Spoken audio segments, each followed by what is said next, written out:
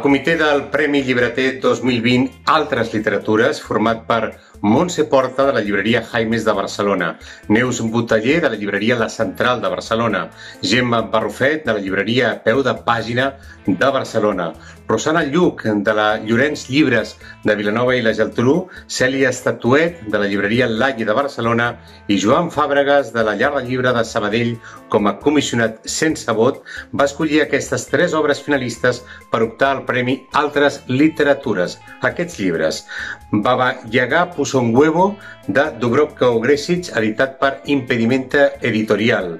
Tardor, d'Ali Smith, editat per Raig-Verd Edicions, i La veïna del costat, de Yoanda Omotoso, editat per Editorial Les Hores. D'acord amb les bases del Premi Llibreter, aquestes obres han estat sotmeses a votació de les llibreries agremiades, resultant-ne guanyadora per major nombre de vots